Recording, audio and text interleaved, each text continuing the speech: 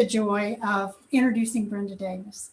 And I tell you, we are so fortunate to have her here today because truly she is a rock star. She is the person that we go to when we want to learn more about what we want to eat to build health in our bodies. She's a member, well, she was inducted into the Vegetarian Hall of Fame. And she lives in Calgary. So she's one of the ones that came to us from quite a distance. She has 2 grown children and 2 wonderful grandchildren. There's probably not a conference that has been hosted on nutrition for big groups that hasn't seen Brenda Davis there. She's just respected in what she presents, and she does it in a clear, direct way. We've learned about her from several of our members who were on the Holistic Holiday at Sea. And I think Nan Rogers is here. Give a wave, Nan. She first introduced us, our group to Brenda, and then Susan and John Stewart are the ones that said we need to get her because she's got good common sense, she's direct, and she's very informed of so many things related to it. So we want to welcome you, Brenda. And as we begin, we have a system where, Vicki, I don't think we had a chance to talk about that, where we're going to use the chat. Would you tell her about that before Brenda starts? Yes. We ask that everybody stay muted so that we can hear Brenda well. And if you have questions, if you will put them in the chat box. Does everybody know how to use the chat at the bottom? It pops up and you have a little, just like any normal chat, and it's going to be in there. And then we have a couple of us that are going to monitor that. And Brenda has agreed that we can interrupt her occasionally and pop some questions at her. So if you'll do that, then we can hopefully get everybody's questions asked. And we also, like Kathy said earlier, we're on YouTube on live stream, and it is live streaming now. So if for some reason you lose your connection, lose your Zoom, you can find everything there, and it will be up there on an ongoing basis once it's over. So if there's any questions, pop them in the chat. Or if you have any questions about what's happening with Zoom, you can put those in there also. We'll help you with that. Oh, you're on mute, Kathy. So the first thing we want to do is a question that came to us like a couple of months ago, Brenda, and then we'll go to the chat box. This one was about the research that was done on vegetarians and osteoporosis. And it was not exciting news. And you and your co-author, Dr. Reshma Shah, you have investigated that research, and then with your background with calcium and how it relates to our body, you're the perfect one to talk with us about what we can do to build strong bones. So can you use a presentation mode just for a little bit of our Zoom to do that? Oh, absolutely. And I'd like to start with saying thank you very much for the kind introduction and for inviting me to your group. And I want to thank everyone for joining us today. I know it's it's just lots of time. So thank you very much for giving your time today. And so I will start and share a screen. I actually developed some slides for this to be able to explain this all to you. So I will bring up my slides. Can everybody see? Perfect. So I'm going to talk a little bit about calcium and bone health in plant-based diets. And I'm going to start out talking a little bit about dairy. And, you know, most of us grew up believing that dairy was an essential food, you know, that we need it to get enough calcium and to have strong bones. And you know, even the US dietary guidelines, we've had dairy as a sort of essential food group since 1917. And we are told in the last dietary guidelines that 90% of Americans don't consume enough dairy products. And the recommended intakes are actually 3 cups a day for children 10 years of age or more and adults. And so for younger children, it's 2 to 2.5 cups, depending on their age. But that's a lot of cow's milk and dairy products. Schools, of course, you probably know in the United States have to offer milk at lunch and other meals served at schools. And I want to talk just a little bit about, now if I move this out of the way, is that okay if I move the little piece. Okay, so the reality, of course, with dairy is cow's milk is a good source of calcium. It's got about 300 milligrams per cup, so it's got a lot of calcium. But moose milk actually has about 600 milligrams per cup. We don't consider it an essential food.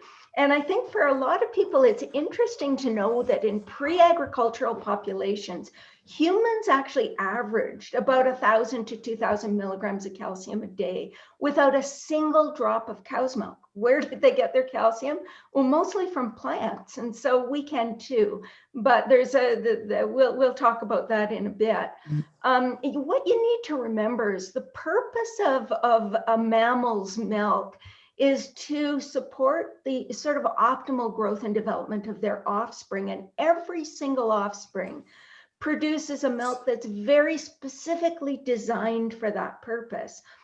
Human milk designed to support the growth and development of human infants, and you know, normal natural human weaning is 2 to 4 years, and after that 4 years, our ability to digest the sugars in milk often diminishes as well. And so for cows, that means turning a 60 to 85 pound calf, depending on the breed of cow, into some 800 to 1,200 pound cow within 12 months. And so every single thing that's in that milk is there to do that job. And, you know, when we look at the evidence regarding cow's milk and bone health and all of those, you know, calcium and so forth, there are some surprises. And this job was actually done by Walter Willett, who's the most quoted epidemiologist, nutritional epidemiologist in the world, and his colleague David Ludwig from Harvard. And last year in 2020, they put out basically a review article in one of the most prestigious journals in the world, the New England Journal of Medicine.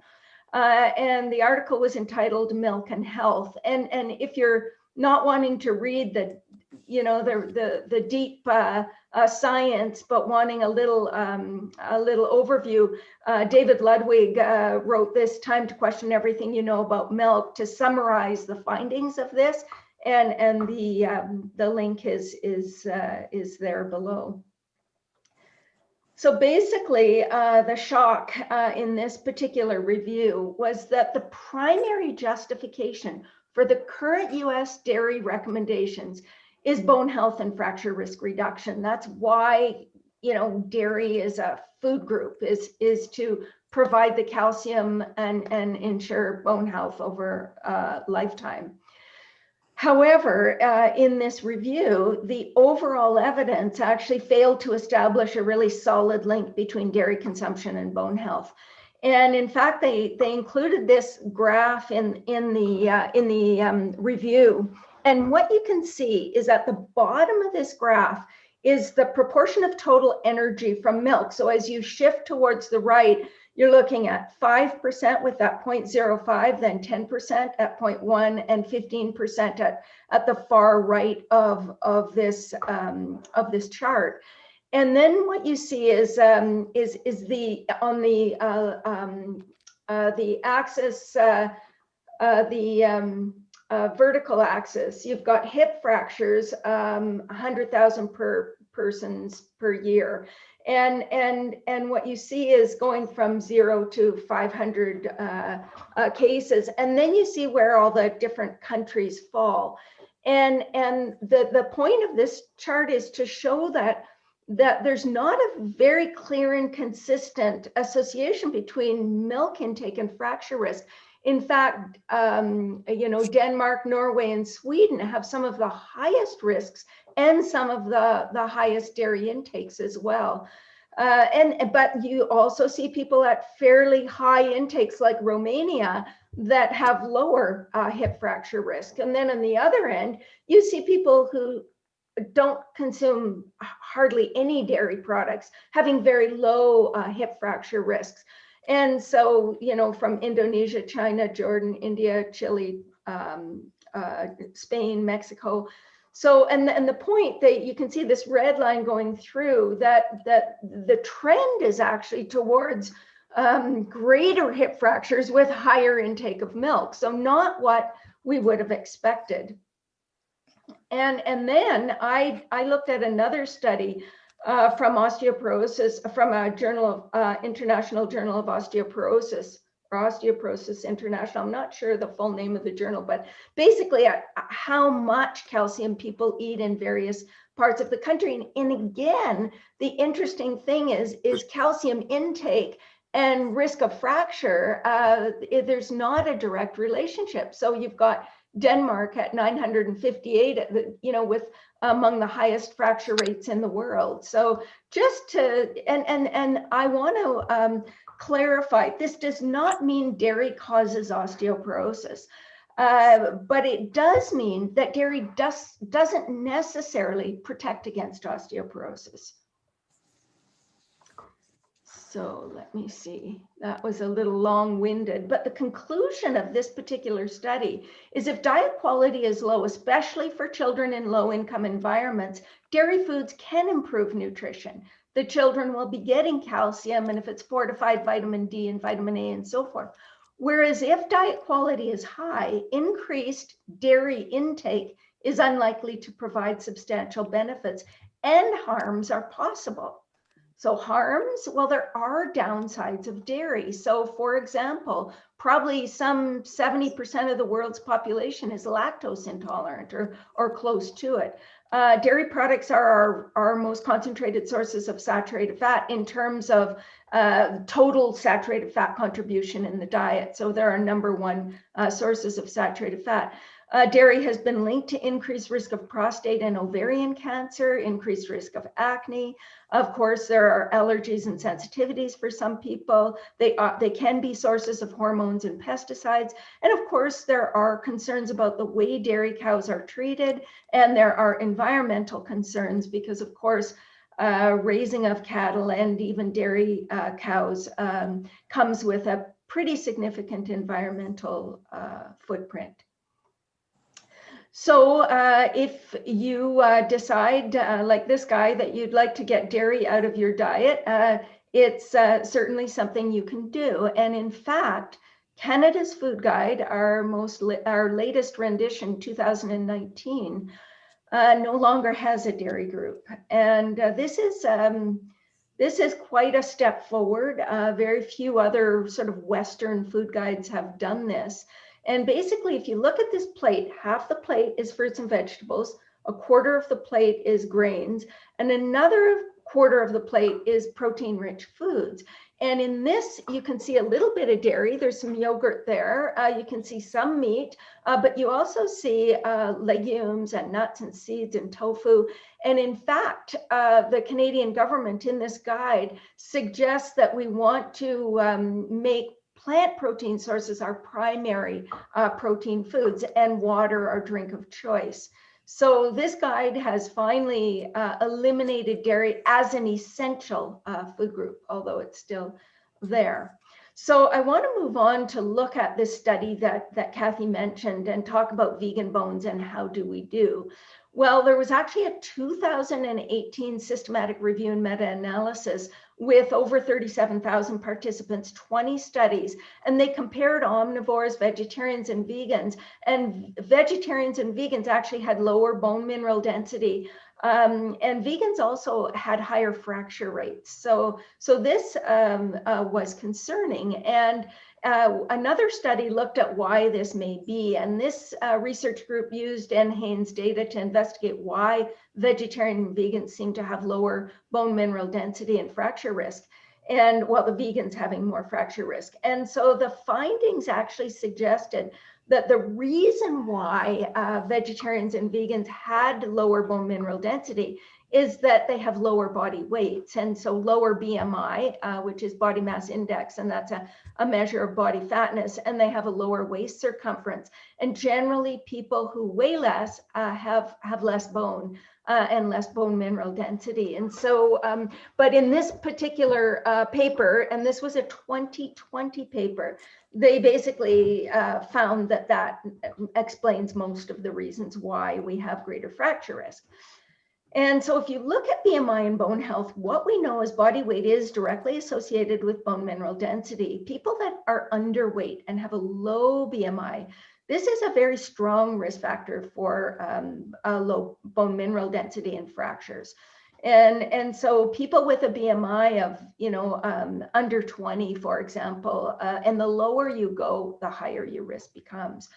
High BMI is generally associated with a higher bone mineral density and reduced risk of fractures. However, excess body fat and reduced muscle mass, which sort of means sarcopenia and obesity, increases fracture risk. And high visceral fat, particularly, and that's the fat in and around your vital organs, is especially problematic because it increases both inflammation and bone breakdown. When you have visceral fat, you end up producing these inflammatory cytokines, and you end up with greater bone breakdown. So those are not good news for people with that type of fat. Now here we have the Epic Oxford. This is the study that Kathy mentioned from 2020.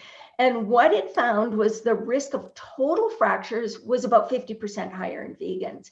And so just to put this into perspective, it amounts to about 20 more fractures in vegans for every 1,000 people over a 10-year period. So it's not as much as what a lot of people would think it would be.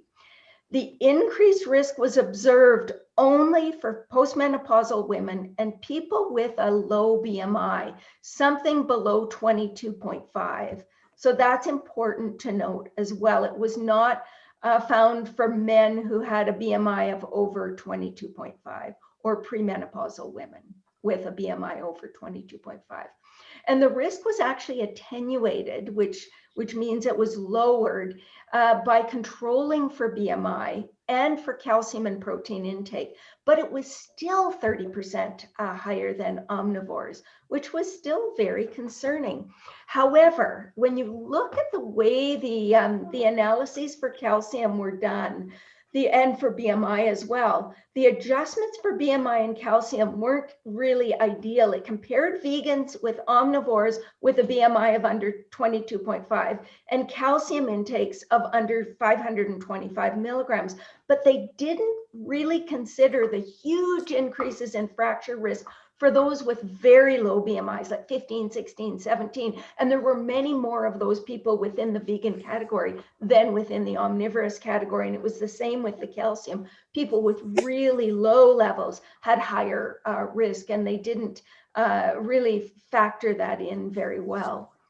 And there are a lot of other possible contributing factors. So vegans may have had some nutritional shortfalls. And one thing we know about this Epic Oxford cohort, so just so you know, to put this into perspective a little bit more, is Epic Oxford has about 65,000 individuals in the Epic Oxford cohort who have been followed since the 1990s.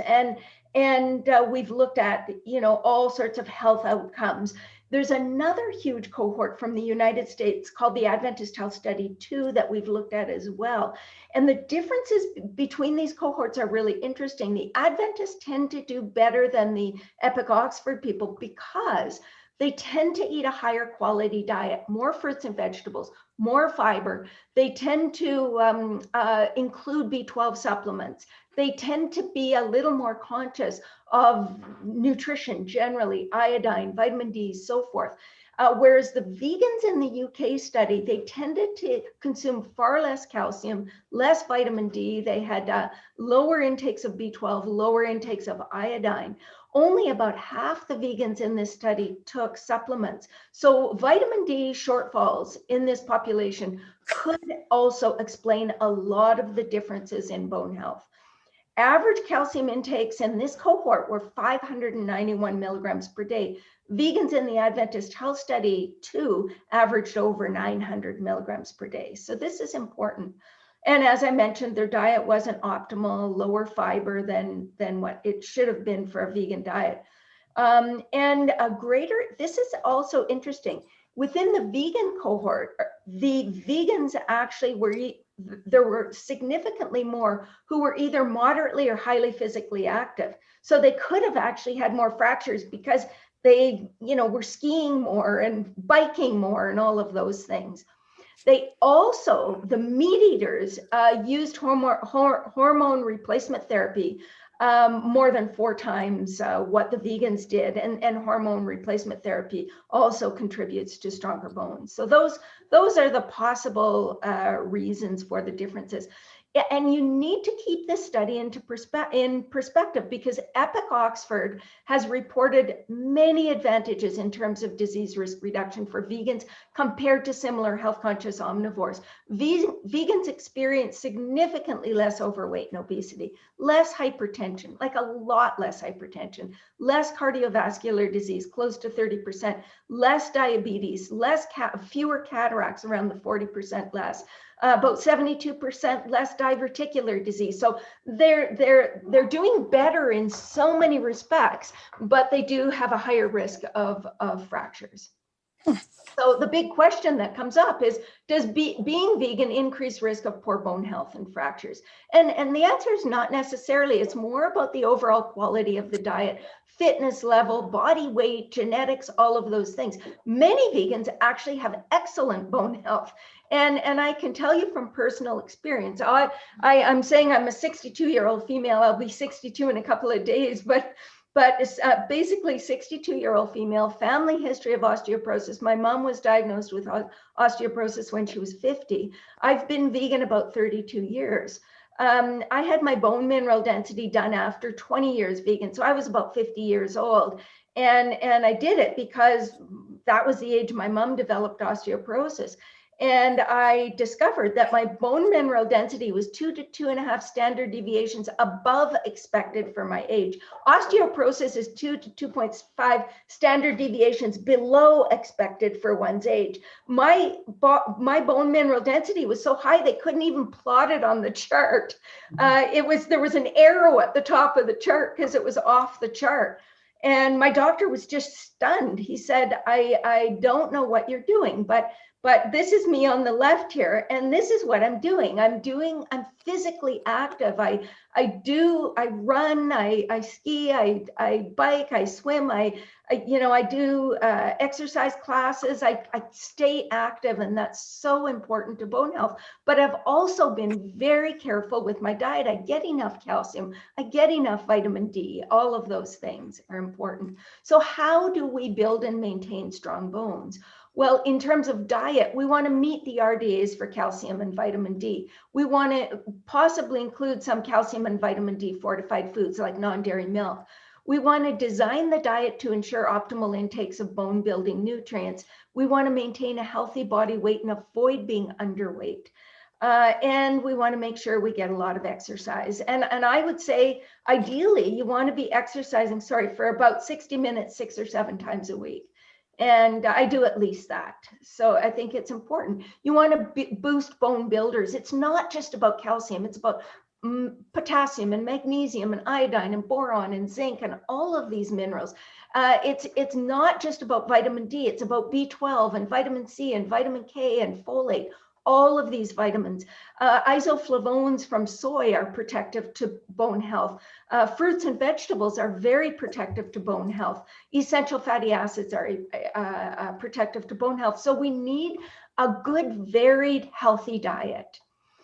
So I'm just going to spend a couple of minutes talking about how we ensure that we get enough calcium on a plant-based diet.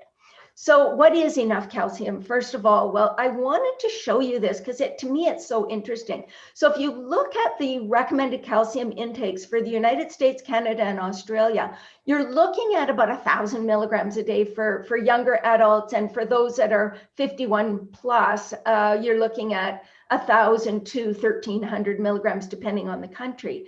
But if you look at China, the UK, India, the recommended intakes are very different. They're about 600 to 800 milligrams a day for adults, for young adults, And they stay the same for older adults, so still around 600 to 800 milligrams a day. They are increased in pregnancy and lactation in those countries, whereas they're not in the US, Canada, and Australia. So just to see that we don't all agree what is an optimal intake. And one of the reasons that I think the RDAs are higher in these developed countries and in North American or Western eaters is because we consume more of the foods that cause us to excrete out more calcium, like sodium. So we're eating more processed foods, which increases our calcium requirement. So the actual calcium intakes in lacto-ovo vegetarians is about the same as as omnivores, but it's actually lower in vegans. And generally we do fall a little bit below the RDA. So how can we get enough calcium without dairy? Well, two things: by including sufficient calcium-rich plant foods and calcium-fortified foods, and secondly, by being aware of factors that can impact calcium absorption, and particularly that can undermine calcium absorption. So we want to consider what foods are rich sources of calcium. Generally in school, we're taught dairy products are rich sources of calcium, and that's where it ends. We don't learn a lot about other sources of calcium, but in fact, calcium is present in most plant foods in varying amounts. And so we see calcium in legumes. We see it in dark green leafy vegetables and broccoli and almonds and tofu and figs. And certainly, things like chia seeds and sesame tahini and molasses, and certainly fortified foods like all of these non-dairy milks shown here. And we'll talk a little bit about the greens, because even though greens tend to have a lot of calcium, some of them actually we don't absorb the calcium very well from. So we'll talk about that in a minute. So we want to also select calcium fortified non-dairy milks and other foods possibly with added calcium. It's a lot easier to get your 1,000 or 1,200 milligrams of calcium a day if you use a cup or two of fortified soy milk or fortified cashew milk or almond milk or whatever, because these milks provide about 300 to 450 milligrams per cup. So 1 or 2 servings will get you to about 600 to 900 milligrams without doing anything else. So it just makes meeting needs very, very simple. And I wanted to illustrate this by showing you a child menu with 1,000 milligrams of calcium. So they're eating tiny little amounts, but we're still getting the 1,000 milligrams of calcium. So oatmeal with berries, a cup of fortified milk, and a tablespoon of chia seeds. And then they have a whole grain muffin for a snack, and then a peanut butter and banana wrap for lunch with some, veggies and cashew dip. And then for a snack, they have a smoothie that includes a cup of fortified non-dairy milk. And then dinner is black beans, quinoa, and broccoli, and some chocolate pudding. That's made with non-dairy milk, and they're at the 1,000 milligrams. So it's not that difficult to achieve, particularly if you include these non-dairy milks. And I want to talk just very briefly about calcium bioavailability, because this is really important. We actually absorb about 32% of the calcium from dairy products, and that's a reasonable amount. We absorb almost that much. It's about 31%, but it's about the same from tofu that's made with calcium. We actually absorb about 20 to 25 or 30% from things like sweet potatoes, legumes, soy milk. So those we absorb calcium reasonably well from those foods. But the foods we absorb the most calcium from are low oxalate greens. So things like broccoli, kale, Chinese greens, turnip greens, mustard greens, we absorb about 40 to 60% of the calcium from those foods. And of course, those foods are also sources of vitamin K and magnesium and potassium and vitamin C and all of these other nutrients that are so critical to bone health. So these are wonderful sources of calcium. Now, the thing to know is that greens that are high in oxalates, we absorb very little calcium from those foods. So spinach, beet greens, Swiss chard are really good examples of that. And we might absorb 5, maybe 10% in some of these.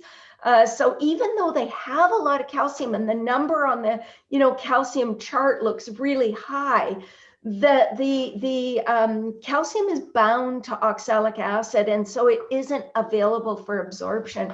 Now, some people have asked me, well, what if I make a salad with spinach and kale? Will the spinach prevent the absorption of the calcium from the kale? And the answer is no. There's enough calcium in the spinach to take care of the oxalates that are there. Basically, it won't interfere with the absorption of the calcium from the kale.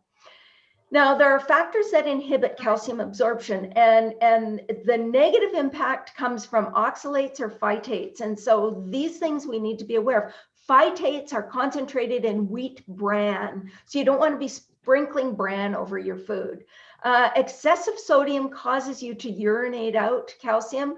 A high acid load, so a meat-based diet, can cause you to lose more calcium. Alcohol, caffeine, both can cause you to urinate out more calcium. And then positive impact we see with vitamin D and with adequate protein.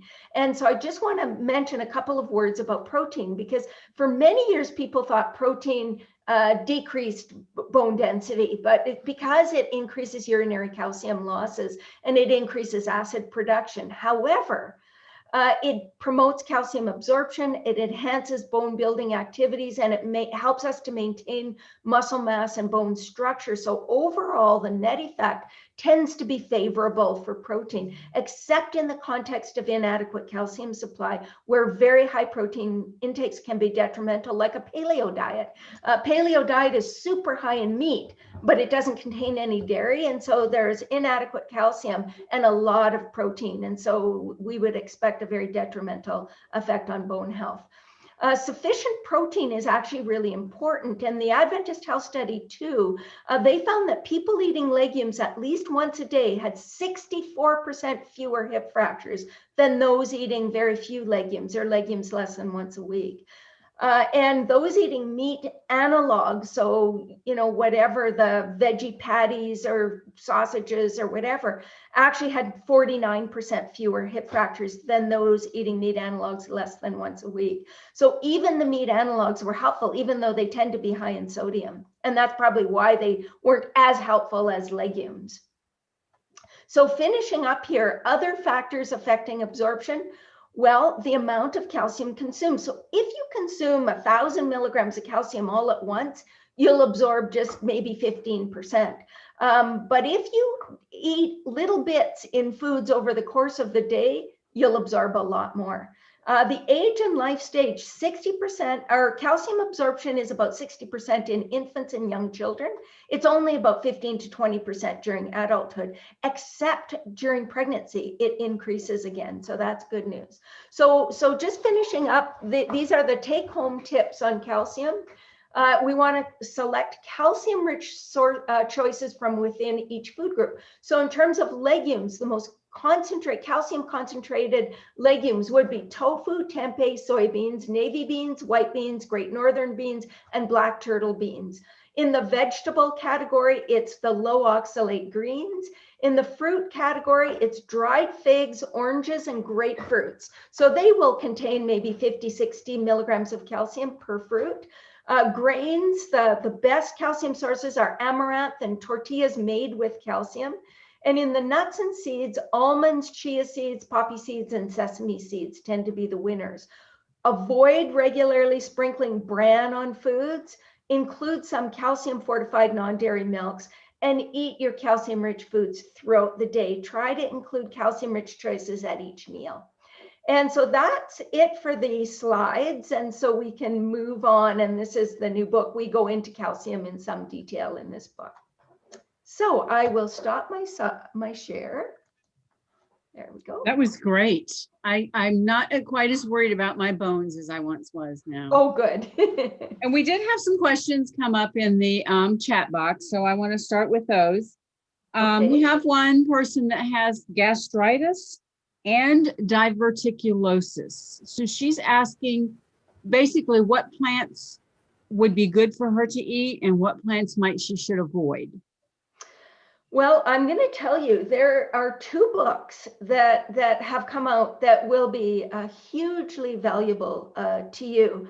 And one is the Fiber Fueled book. If you're familiar with that, it'd be great to show it. I have both of these books, but not at my fingertip tips. And the new one is a book by a gastroenterologist from the UK. And this is a book that goes into this in some detail. And the doctor is, let me just see if I have this book right with me. No. Sorry. Dr. Allen. Alan, yeah. Go ahead, Kathy. I can't remember his last name. I always forget it. It's not Gassner. It's No. It's just one second. Yeah. He Chef AJ has interviewed him several times. Yes, and he just he did a wonderful job in oops, sorry. I'll just it's Alan Desmond, Desmond. Okay. And good. that's a wonderful book too. So now, having said that, those are your 2 key resources, those 2 books. But what you really want to do is gradually increase the fiber in your diet. And if you have, a sort of active disease, you need to be a little bit careful about, really hard, seeds and things like that. But you can eat fiber in a softer form. Well-cooked legumes would be wonderful addition. Lots of well-cooked whole grains as well. And then all the fruits and vegetables that you can tolerate. You really want to be shifting towards a highly anti-inflammatory diet. And so you want to include a lot of these anti-inflammatory spices like turmeric and ginger and just really loading your diet up with these protective foods. But the details of how to do that will be beautifully provided by these 2 books.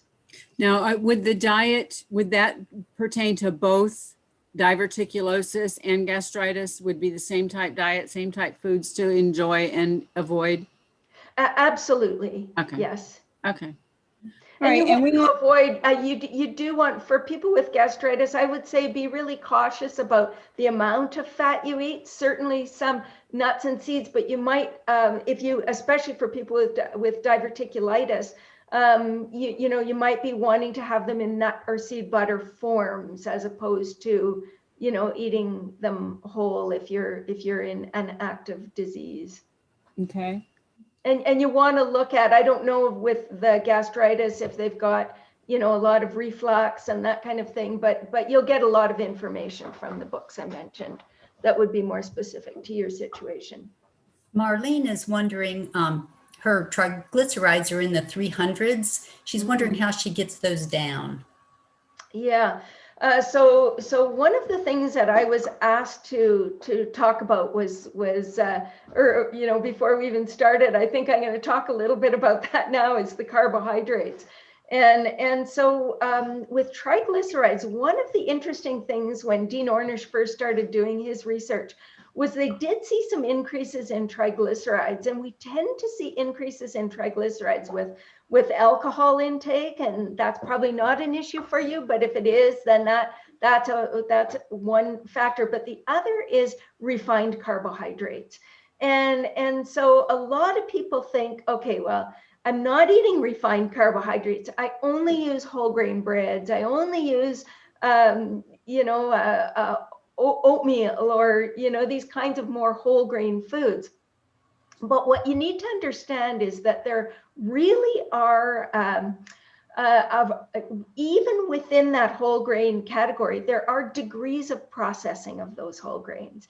And so when a whole grain, even if it's not a white flour product or a white sugar product, it's a whole grain product. when it's highly processed, the impact on blood sugar is very rapid, and it can have a greater impact on your triglycerides as well. And so I created this thing, which I call the whole grain hierarchy, and I could even pull that up if you wanted, but basically what it is it's eliminating refined carbohydrates. You're not eating white flour, but you're eating a variety of whole grains. And at the top of the whole grain chart, the very best whole grains that you can eat are intact whole grains. So they're grains sort of as they're picked off the plant. So they're things like kamut berries, spelt berries, farro berries, quinoa, oat groats.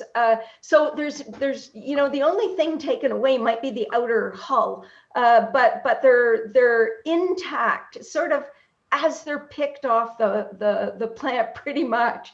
And you haven't drowned them, or you haven't done anything. You just sprout them or cook them. Those are your two choices.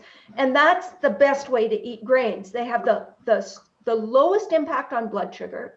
They have the lowest impact on triglycerides, all of those things, because they're absorbed so slowly, and they have everything there. All of the fiber will be in bigger chunks even after chewed than it would be in something that's ground, which would be very fine fibers. And so the next on the hierarchy would be cut whole grains. So what is a cut whole grain? Well, that would be something like steel cut oats or bulgur. Okay, and so all you've done to that grain is cut it. So it's still got everything there. It's still a really good choice. It's going to be absorbed a little more quickly than the intact grain, but it's still a good choice. The next on the list after cut would be rolled. So all you do is roll the grain. So that would be rolled oats or rolled barley or rolled rye. And what you've done when you've rolled it is you've increased the surface area. And when you increase the surface area, you increase how quickly it can be broken up and absorbed into your bloodstream. So that's a little further down on the list. Then after rolled would be shredded. And the shredded would be something like shredded wheat. And again, you're increasing the surface area. And then after shredding would be grinding. So that would be your whole grain flour products, because you grind the grain to make it flour, and the surface area is huge. So it is absorbed very rapidly. If you compare whole wheat bread, the GI of whole wheat bread versus white bread, well, white bread might be 72 or 74 and whole wheat 70 to 72, because it's a ground grain and it's pretty rapidly absorbed. So what do you do with ground grains? Well, you make bread, you make muffins, you make cookies, you make all of these crackers and all of these things. And you never eat a bowl of flour, white flour or whole wheat flour or any other flour. So what do you do before you eat it? Well, you have to add in things to make it taste good. So often if you're purchasing food, that's salt and sugar and fat, and all of these things are added before you eat it, which is, you know, again, like a double whammy. And so that, you know, is fairly down. And then after the ground grains, you've got flaked and then puffed. And the flaking and puffing processes are, you know, high processing. So puffing is 1,500 pounds of pressure to, you know, to make this grain light and fluffy, and it just dissolves in your system and is very rapidly absorbed. As a matter of fact, some of the puffed wheat or puffed rice cakes, for example, have a higher glycemic index than sugar. Okay, so just be aware of that. It will affect your triglycerides. And so you're far better off eating a pumpernickel bread that you could stand on the loaf, literally. Very heavy with the whole grains in it. You can see those kernels of, you know, of grains or seeds. And that's a bread that will have far less of an impact on blood sugar. So remember I said a whole wheat bread might have a GI of 70 or 72. Well, this type of bread might have a GI of 45 or 50. It's big difference. And so that's the whole grain hierarchy. So don't assume that just because something is a whole grain, that it's an unprocessed food that will not impact your triglycerides. So just, so in terms of triglycerides, be very, very picky about your carbohydrates. Brenda, Another question. I put in the chat the video that you've done on the hierarchy. Oh, good. And Thank you. that one would be good because you have samples out there so you can show people. I'm so glad you went over that. One question that came out about weight loss, Jennifer was wondering, should you stay away from whole wheat pasta? Will that raise your glucose and too fast? Well, it's so interesting. I'm so glad you asked that question, because pasta is there are so many things that affect glycemic impact of foods. And one of the things is how light and fluffy the food is. And one of the things about pasta is it's very dense. And so the impact on your blood sugar will depend on how much it's cooked. So if you do it al dente, which is fairly firm, it actually has a fairly low glycemic impact. And so if you're eating a flour product, pasta is one of the better flour products to be eating. So as in terms of a whole grain, it's very, very dense. And so it's fairly slowly absorbed. I would say whole wheat pasta is a reasonable choice, but you can do better than whole wheat pasta. The better choice is legume pasta. And so you could choose black bean pasta, chickpea pasta, edamame pasta, zucchini bean pasta. All of these pastas made of beans have a much lower glycemic impact and much more fiber as well. Okay. We have one person that's concerned about iodine. If we're not eating, in her particular case, she's not eating any salt, she's not eating any processed foods. So how would she know whether or not she has an iodine deficiency? And are there foods that you can eat that would boost your iodine if you need to? Well, this is a really, really important question, because I see and I have seen goiters develop in whole food vegans who ignore iodine. Iodine is an essential nutrient. Iodine deficiency is the #1 cause of cognitive impairment in the world. Okay, you can rob your child of 10 to 15 IQ points by being having an iodine shortage in pregnancy. So this is not something to fool around with. Iodine is critical to human health. So if you're doing whole food plant-based, so let's say, what are the biggest sources of iodine in the diet? Well, the whole world practically iodized salt to try to decrease the amount of mental incapacity in children and mental retardation we now call cognitive impairment in children because it was such a problem. So we've iodized, the entire food supply.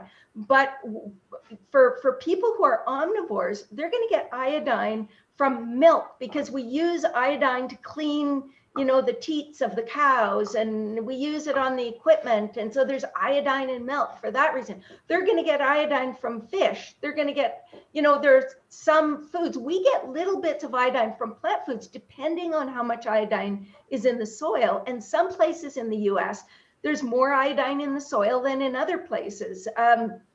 And so generally, you probably won't get enough iodine just from eating plant foods. So you have to say, well, what can I do? There are two sources of iodine for vegans, really. One is seaweed. Seaweed is loaded with iodine. And it is so loaded that you can OD on iodine. You can exceed the upper limit of iodine and damage your thyroid by eating tons of seaweed. So you need to be cautious with seaweed. So let me give you an example. Kelp is the most concentrated seaweed, and it's very popular. So kelp, if you're using kelp powder and sprinkling it on food, you need about 1/16 of a teaspoon. to get your 150 micrograms of iodine, which is what you need if you're a non-pregnant woman. If you're pregnant, you need about 220 micrograms, and if you're lactating, I think it's 290. So it's higher in pregnancy and lactation. But basically, for most adults, it's 150. For baby, it's 110. For a child, depending on age, it's some 90 to going up to 100 110, 120. But for adults, it's 150. And so we need a source. So kelp powder, a tiny sprinkle. You just don't want to overdo it. Some people ask about that, the nori. You get those little snack packs of nori, and a lot of people like those, are the big sheets of nori. That's much lower in iodine. So you might get 20, 40, 50 micrograms from a sheet. So a couple of sheets would do you for the day. And certainly they are sources, and they're reasonable sources. Probably if you had one little pack, it would cover you with what you're getting from your plant foods as well. So having a little bit of seaweed, but most people in North America aren't big seaweed eaters. It's just not something we've traditionally included. Not like in Japan, where seaweed is such an important part of their cuisine.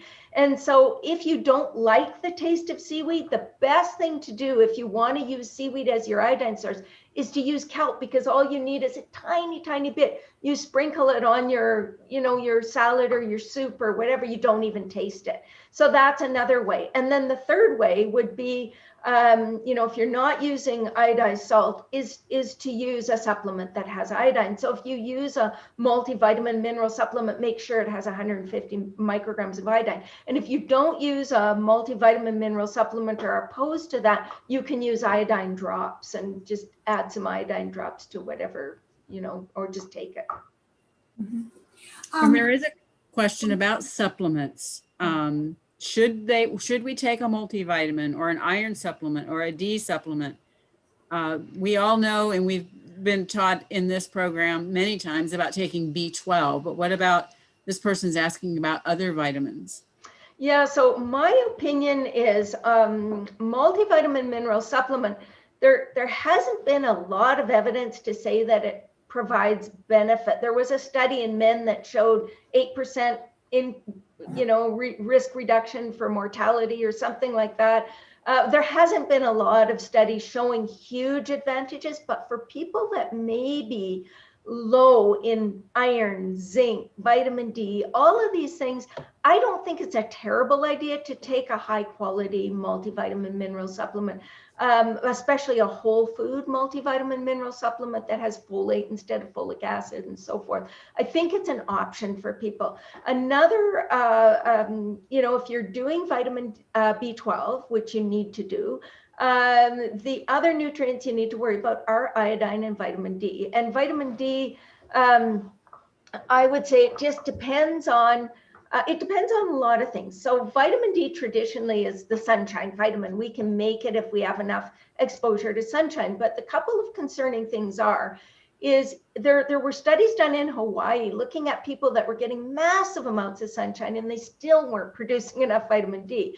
Vitamin D production is reduced as we age. It's reduced if we have dark skin. It's reduced if we are overweight. There are a lot of things that can reduce production. And of course, I live in Calgary, Alberta. Between about October and March or April, I don't get any vitamin D from sunshine because you need warm sunshine to produce vitamin D. So I have to consider where, and right now it's COVID. I can't just fly to Hawaii. We have to figure out another way to get vitamin D. So I take a vitamin D supplement, and I think it's a very reasonable thing for people to do. You don't want to do excessive amounts.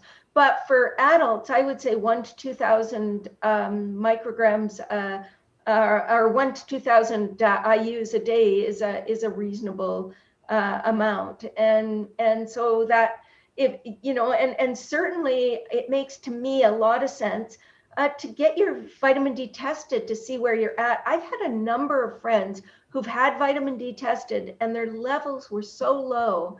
And these are long-term vegans. They were just absolutely stunned because they do make an effort to get enough sunshine. So for some individuals, it can be a big issue. And of course, the darker your skin, I always think, you know, if you look at people who are very dark, the palms, their palms and their bottom of their feet is white, basically. And so their skin color develops, I think, as a way to reduce the amount of whatever they're getting from the sun, to protect them from excess sun, because they came from close to the equator where there's a lot of sun. And as we move up north, our skin lightens so that we can get more of those things we need from the sun. And so I think it's really, really important for people who have dark skin, who live in northern areas. They're at really high risk, and they need to be very cautious about a source of vitamin D. So definitely I would consider doing vitamin D as well. Okay. One other thing we got a question on was, is it a good idea to put flaxseed on oatmeal? Because you were talking about not putting wheat bran. Is flaxseed okay? Oh, flaxseed is more than okay. Flaxseed is, we're talking about bone health here, it's the richest known source of boron, which is a very important mineral for bone health. Flaxseed is the most concentrated source between flaxseed and chia seeds of omega-3, the omega-3 fatty acid, alpha-linolenic acid. It's the richest known source of lignans, which are a potent anti-carcinogen. It's loaded with protective factors. And so, of course, we want chia seed, flaxseed, hemp seed. Seeds are absolutely loaded nutritionally. They have a lot of protein, they have a lot of minerals, they have a lot of essential fatty acids. They're just very protective foods. And so absolutely what we want is we want our diet to be as nutrient dense as possible. We want the most nutrients for the fewest calories for a lot of people, especially if they're trying to lose weight. So you're wanting to focus on these very nutrient dense foods. And so let me give you an example. My breakfast every morning is I cook a batch of whole grains. So I cook, this morning I cooked kamut berries,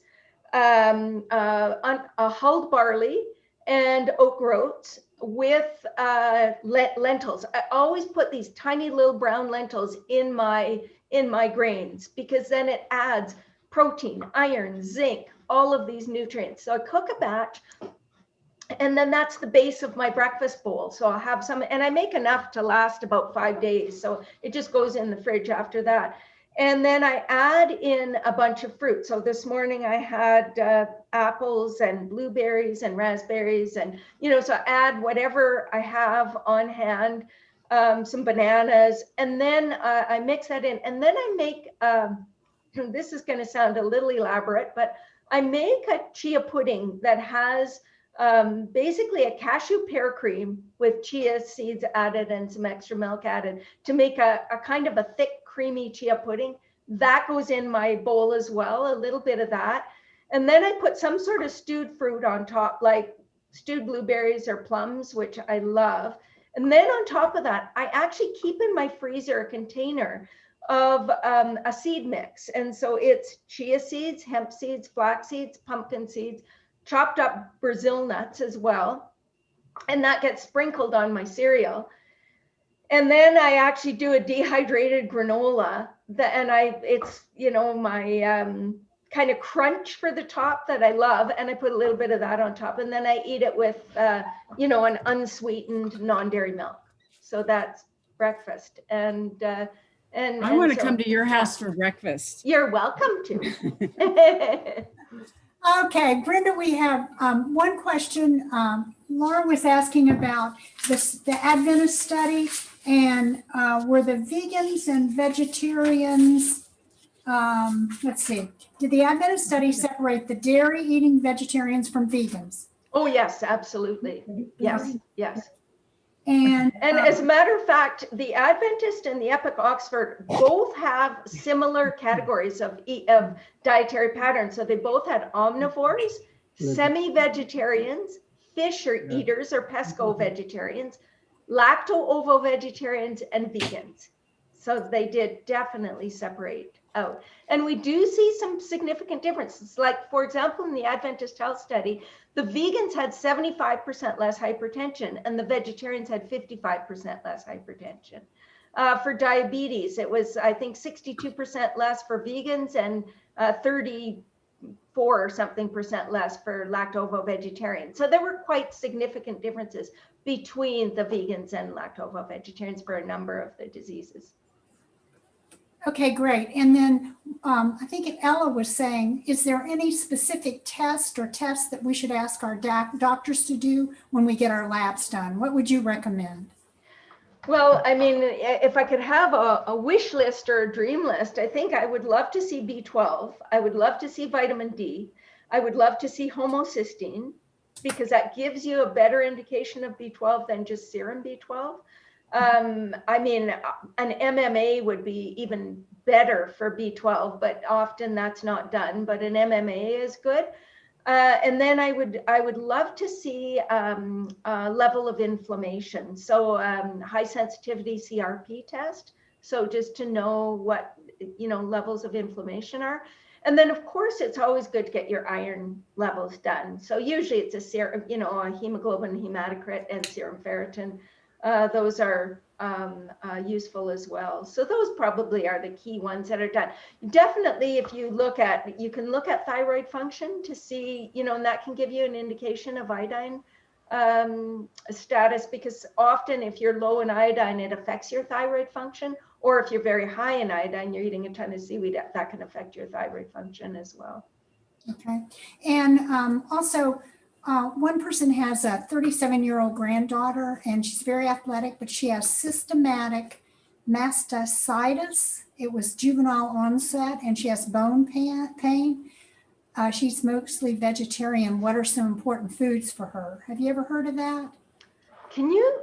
Mastocytosis. Not familiar with it. I'm really sorry, but yeah, if anybody wants to look it up and describe it, I think it probably is pretty rare because I've never come across it. Yeah. Okay, now before we close out, we didn't get everything that we wanted to talk about, obviously, because we could listen to you all day. Well, I was going to say, we could keep her here till about 3 o'clock. That works for me. But I did want to point out that if we had anybody here that has grandchildren or children, I've been reading this book, Nourish, the new book, and we'll also have the co-author on in March, Reshma. But I highly recommend this. And I'll tell you one chapter I really liked. It was called Raising a Veg-Leaning Family. And when I read it, I thought about all of our husbands and strategies on them that they recommend for children. Maybe my education background makes me think of that, but I highly recommend that. And Vicki, you've read one of her other books that you really liked. What was that? Well, I can't say that I've read it, because reading it is like reading the Bible. But I refer to your book, Becoming Vegan, and I've got the full one. I know there was an abbreviated one, but I've got the complete one. Yeah, the comprehensive edition. The comprehensive, yes. Anything you want to know about being vegan, thinking about being vegan, it's there. It's just absolutely the most complete book of information that you could possibly have. It's wonderful. Oh, thank you so much. Wasn't that your first book? Was that your first book? No, actually the first book was something called Becoming Vegetarian. And that was back in the early 90s, we wrote that one. And then Becoming Vegan, the first time we wrote a Becoming Vegan book was 2003, and then rewrote it again in 2013, 2014. We started from scratch and rebuilt that book because there was just so much new information. Well, I had the first one and I wore it out. So I was glad to see a new version. I think that was probably my 6th or 7th book, actually, something like that. Well, it was the first I was exposed to you. Yeah, and then actually recently I just have done 2. This was 2018 and 19. The Kick Diabetes Cookbook and Kick Diabetes Essentials. And even if you don't have diabetes, all of the guidelines for disease reversal. We went into great detail in these books, and the recipes are, you know, triple, quadruple tested. So, and they're really good. A lot of my standard recipes are in those books.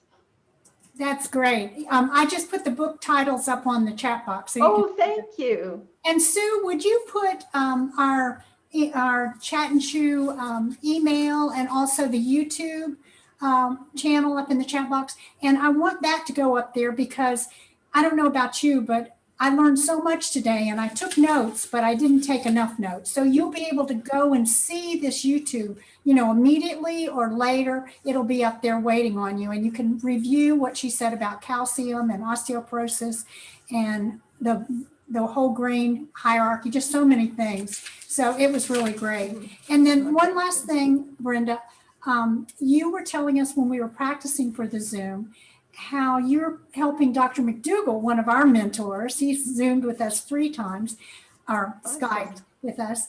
And he's doing a conference and you're doing a presentation for it. And could you just tell us briefly what yours is going to be on? And yeah, so Dr. McDougall has taken on this challenge of doing these climate change conferences. His passion, I think, has been shifting in the direction of trying to save the planet for a number of years now. And so this, I believe, is his second climate change conference. His first is totally free on YouTube. You can catch it. I'll be speaking, I think it's January 30th at the next climate change conference. And my topic is, you know, I'm not a climate change expert. So this is I'm a dietitian, but I have had experience working with the people that have among the highest rates of diabetes in the world in the Marshall Islands. Coincidentally, they are also the canary in the coal mine where climate change is concerned. They will be the first to lose their homes due to climate change. And it's estimated that between 2030 and 2050, their islands will no longer be inhabitable if we don't change our ways, which is just absolutely, I could just cry. I mean, it's just beyond devastating. And so I'll be talking about the Marshall Islands and their journey and how we can help. And we're going to put the link up. Sue, if you can put that link up for us too, to the one that happened in January, because according to Heather, it sold out in 45 minutes. Of course, you know, it's free, so it doesn't sell out, but I mean, they filled it up in 45 minutes.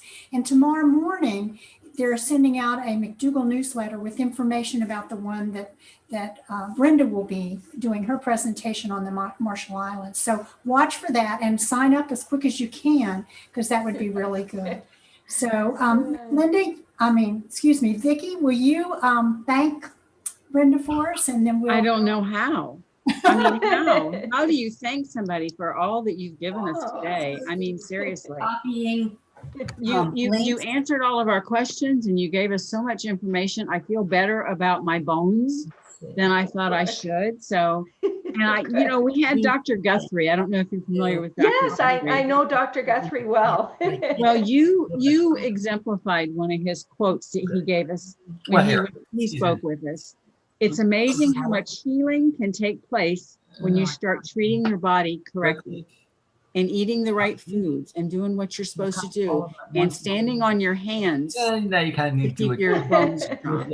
I guess. So, oh, thank you so much, Vicki. It's just, you've just done so much for us today. We could keep you here till 3 o'clock, but I know you have other things to do.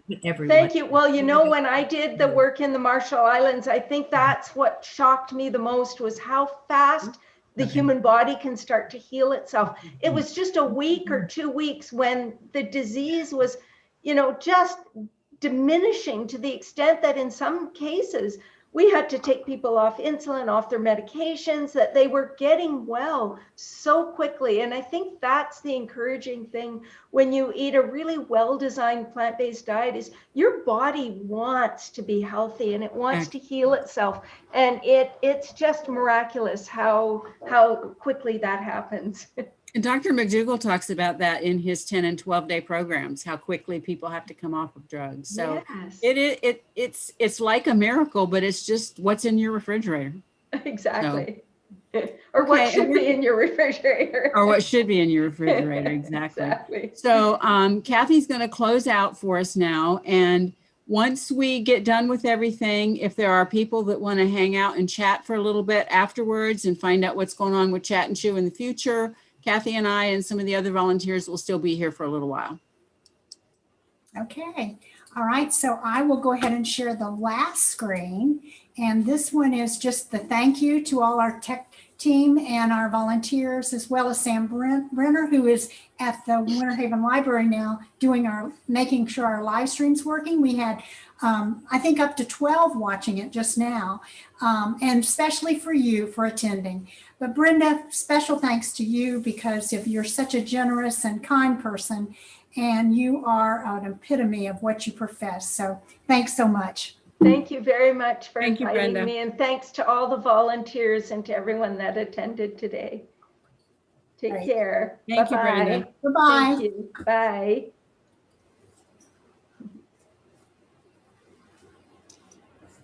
Okay, so do you want me to stop the live stream now? Yes, that would be good.